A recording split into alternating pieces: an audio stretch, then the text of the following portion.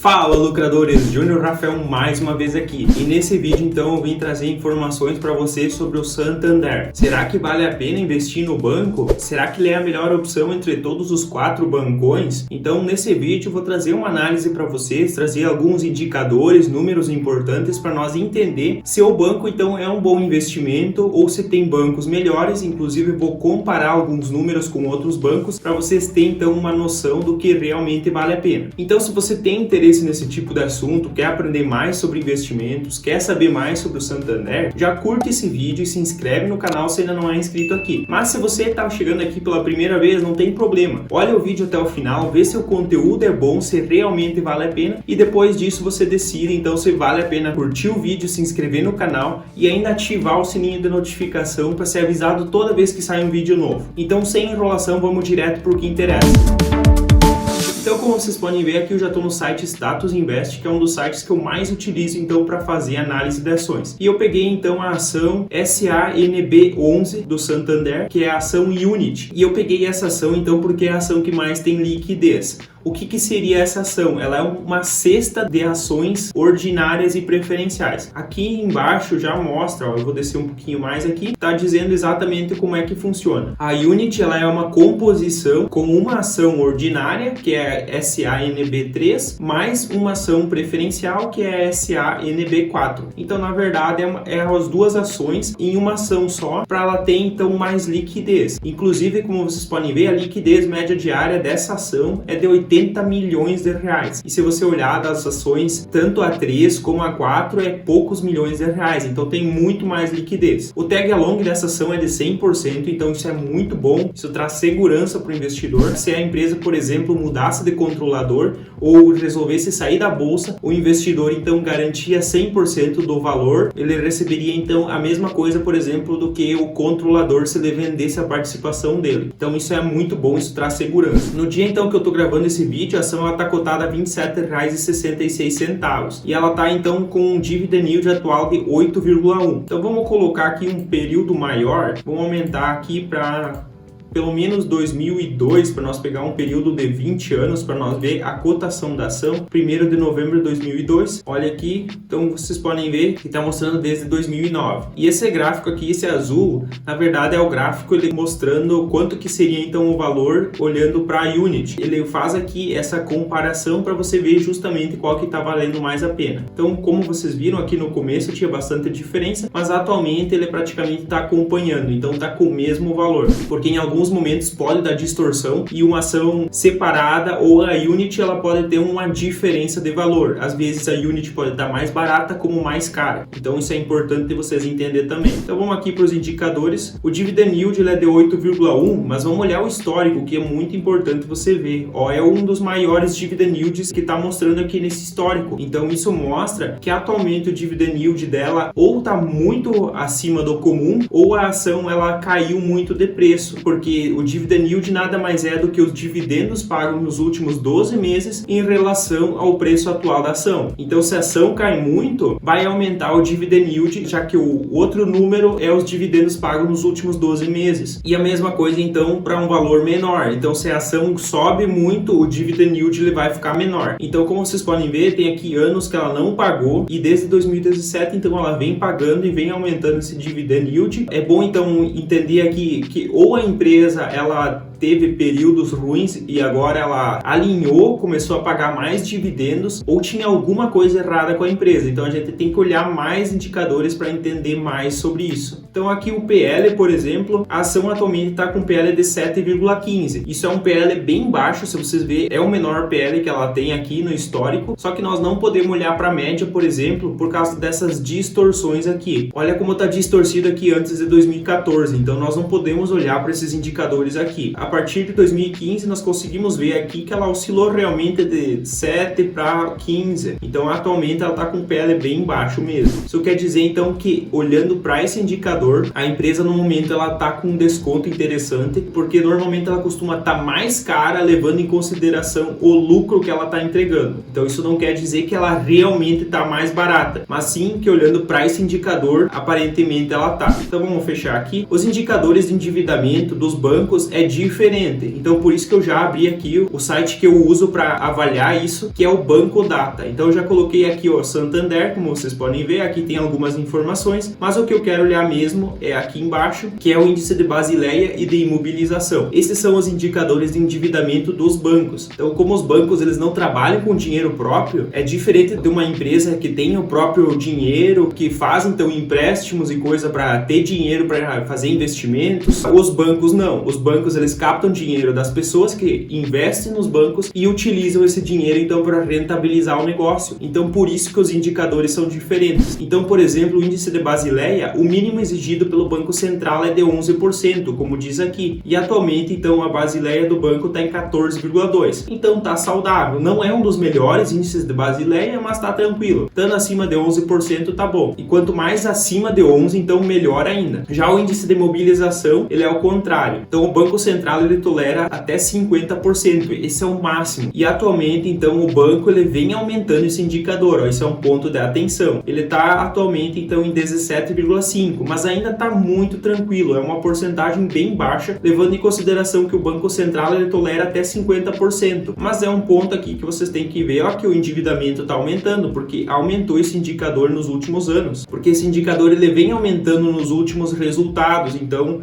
é um ponto de atenção. Mas, por enquanto, olhando para esses indicadores aqui, tudo certo com o banco, nada de preocupante. Então, vamos voltar aqui. A rentabilidade do banco, o ROI ele é bem baixo. Para um banco, 13,45% não é um ROI alto e as margens também não são tão boas assim. Então, esses indicadores aqui não são muito interessantes, levando em consideração outros bancos, e vocês vão ver isso num comparador de ações que eu vou trazer para vocês aqui. Então, aqui tem os dividendos que o Banco Santander paga. Então, ele pagou agora no mês de outubro, pagou em agosto, pagou em abril desse ano, pagou em fevereiro e pagou em janeiro. Então, ele paga com bastante frequência. Claro que não são dividendos muito gordos, mas ele vai pagando então com frequência e isso vai acumulando e vai dando um bom dividendo no ano. Aqui então o payout do banco, vamos colocar aqui no máximo, e aqui então só tem essa informação a partir de 2014. Então, como vocês podem ver, o payout do banco ele realmente tem bastante oscilação, mas nós podemos considerar aqui que ele oscila de 40% a 70%. Então é mais ou menos isso que o Banco Santander distribui do seu lucro. Então, se você for olhar para o banco, conseguir ver uma estimativa então do lucro, conseguir fazer essa estimativa, você já pode calcular de 40% a 70%, que é mais ou menos o que o banco paga. Inclusive, a média está em 56,52%. Mas esse ano aqui de 2014, que é o primeiro ano que mostra, ele distorce bastante o resultado. Então, se você tirar esse ano aqui, começar de 2015, você vai ver que o indicador ele sobe para cima de 60%. Então, é mais ou menos essa média que você pode utilizar então para você fazer uma estimativa de proventos que o banco pode distribuir se você quer fazer isso. E aqui então o banco atualmente está com um valor de mercado de pouco mais de 100 bilhões de reais e o banco tem um free float de só 9,86%, que é um free float muito baixo. Isso é muito perigoso. Eu não gosto de empresas que têm um free float muito baixo, porque isso tira então muita pressão dos acionistas e fica muito fácil para o controlador se ele resolve fechar o capital da empresa e simplesmente sair da bolsa. Então, quanto maior o free float, mais isso dá segurança para os acionistas. Isso é um ponto de atenção. Vamos descer aqui embaixo, eu quero mostrar para vocês a DRE ainda. Aqui então tá a DRE, vamos colocar aqui para o máximo. E aqui então é muito importante, eu gosto muito de olhar para esses gráficos. O tipo de empresa que eu busco são empresas que têm um lucro e receitas crescentes. O que seria então o ideal, na minha opinião? Seria uma empresa que teria cada ano aqui o lucro e a receita maior do que no ano anterior e crescendo no modelo de escadinha. Então cada ano um resultado um pouquinho melhor do que no ano anterior. Esse seria o gráfico ideal de uma empresa na bolsa. Mas como vocês podem ver, tem algumas oscilações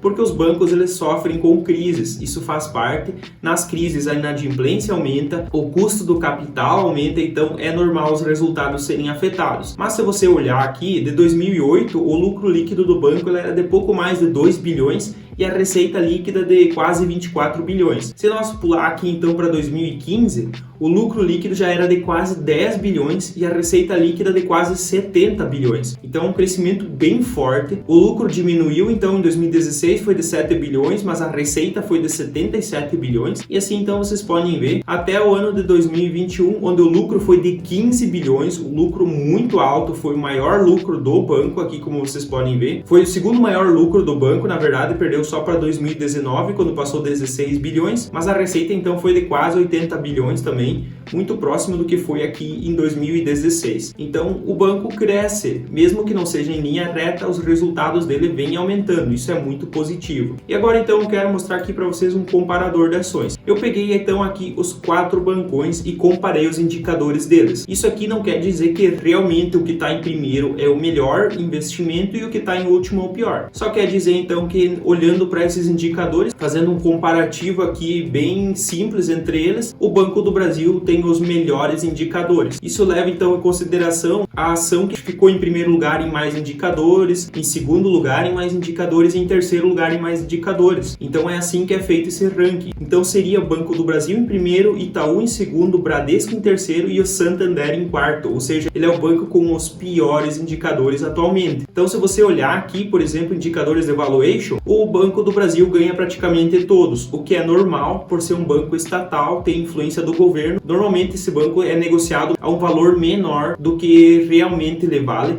Ele não tem indicadores tão esticados como um banco privado, então isso é normal de acontecer e por isso também que o Banco do Brasil fica em primeiro. Mas se você olhar então o Santander, ele não ganha praticamente em nada. Ele ficou em 4 indicadores em primeiro lugar. Vamos olhar aqui quais foram os indicadores. Os indicadores de endividamento, esses dois aqui têm pouca relevância. Como eu falei para vocês, indicadores de endividamento de bancos, a gente olha aqueles indicadores lá. E o indicador então de rentabilidade, ele também tem pouca relevância, os indicadores que ele ganhou aqui. Só o ROA então que é um indicador um pouco mais interessante. Mas o giro de ativos aqui não é um indicador muito importante. Isso mostra então que o banco realmente não tem indicadores tão interessantes. Isso aqui então é uma pequena comparação que eu fiz entre eles. Mas vamos olhar mais uns indicadores aqui. Então aqui a divulgação dos resultados do terceiro trimestre de 2022. Segundo o banco, então, o crescimento ele vai ser retomado em 2023 com a expansão do crédito, a redução da inadimplência e os custos se mantendo controlados. Essa é a previsão do banco. Mas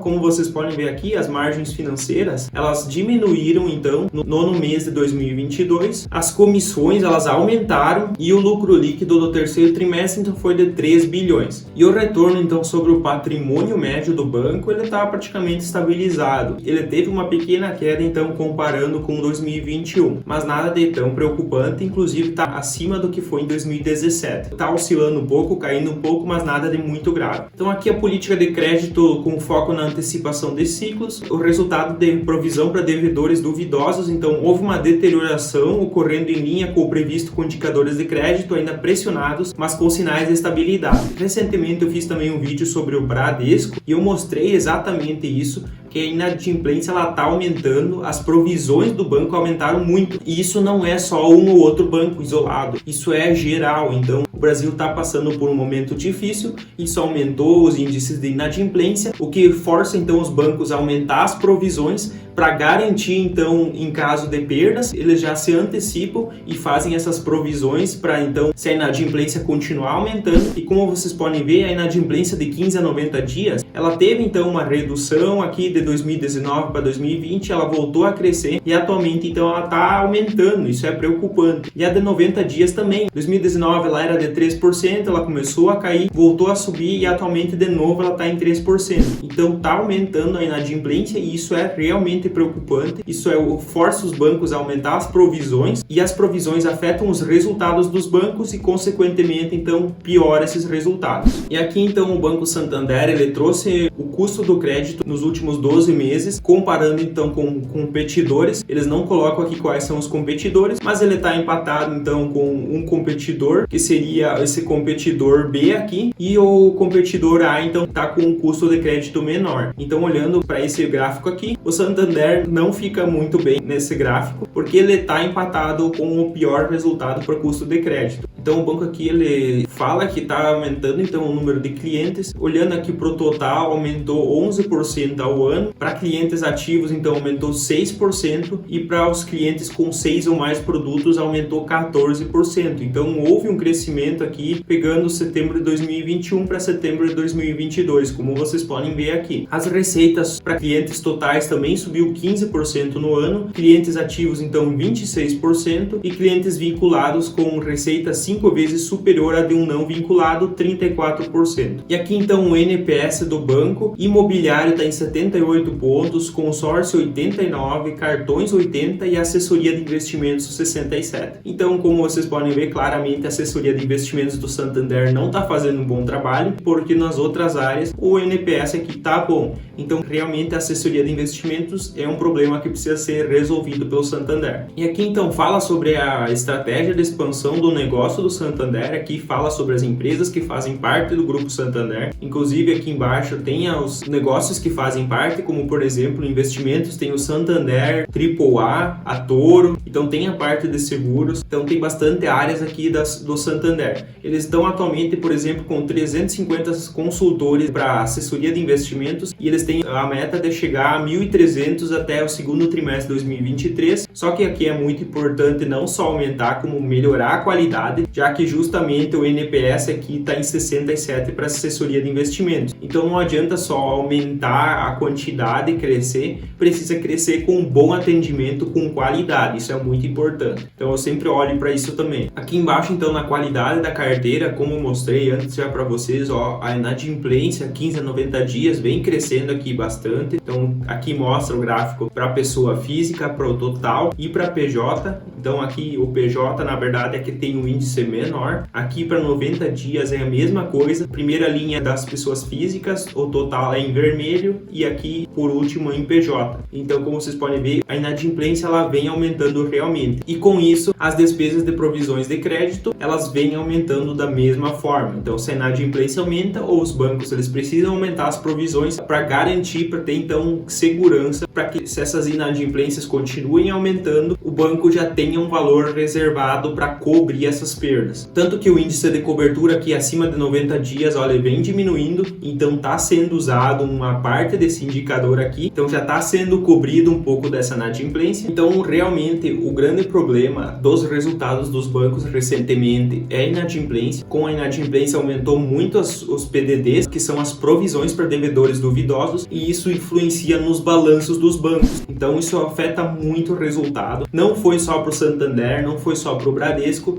todos os bancos foram afetados por esse aumento da inadimplência. O aumento então também da taxa Selic também influencia nisso, então tem que tomar cuidado também com o cenário macro, não só olhar para a empresa em si. É claro que eu considero que esse aumento da inadimplência geral, eu acho que isso é positivo por um lado para quem é investidor. Por quê? Porque normalmente os resultados dos bancos pioram nesses momentos, o preço da ação eles costumam cair por causa dessa piora nos resultados e aí você pode comprar uma ação mais barata. Eu não acredito que esses bancões vão quebrar, então eu vejo isso como uma oportunidade. No momento que a situação melhora, que a inadimplência diminui, porque os bancos vão conseguir controlar isso, eles têm muitos mecanismos, têm ferramentas, entendem muito desse negócio. Quando eles conseguirem controlar, os resultados vão crescer de novo e aí a ação vai subir, e quem aproveitou essas oportunidades aqui quando o preço estava desvalorizado tem resultados muito melhores. Inclusive tem um dividend yield muito maior, já que você comprou a um preço muito mais baixo e no futuro esse preço aumenta, mas você vai receber então os mesmos dividendos do que é o preço atual, e aí você tem então um retorno muito maior nos teus investimentos. Então, na minha opinião, eu acho esse cenário muito positivo para o investidor de longo prazo, porque possivelmente ele vai poder comprar mais barato ações, mas considerando aqui a empresa Santander, eu não acho um bom investimento. Como vocês viram aqui, dos bancões, comparando as ações, ele tem já os piores indicadores. E eu realmente acho que o Santander é o pior banco. Na minha opinião, o melhor realmente é o Banco do Brasil, inclusive é o banco que eu invisto, tem os indicadores mais baratos, tem influência estatal que realmente é um problema, mas mesmo assim eu ainda acho que vale a pena investir no Banco do Brasil. Essa é a minha opinião. Em segundo lugar, realmente eu investiria no Itaú, porque é o banco mais sólido, é o banco com os melhores resultados. Então, se eu fosse investir em um segundo banco, com certeza seria o Itaú, que tem mais solidez, melhores resultados e que dariam mais segurança para mim. E se em terceiro caso, eu realmente ainda investiria no Bradesco antes do Santander. Eu acho que o Santander ele paga um dividendo interessante, mas como empresa ele tem resultados fracos comparando com os outros bancos. Os outros bancos são mais sólidos, resultados mais consistentes e mais fortes. Então isso é a minha opinião, não quer dizer então que eu tô certo e que realmente isso é a verdade. Essa é a minha opinião, é o que eu estudei eu sempre recomendo que vocês estudem e não que sigam um vídeo, que olhem de acordo com o vídeo. Se vocês concordam, investe, se não concorda, não investe. Só utilizem esse vídeo como base de estudo para vocês, aí vocês estudem, façam os estudos de vocês, aprendam mais, busquem bastante informação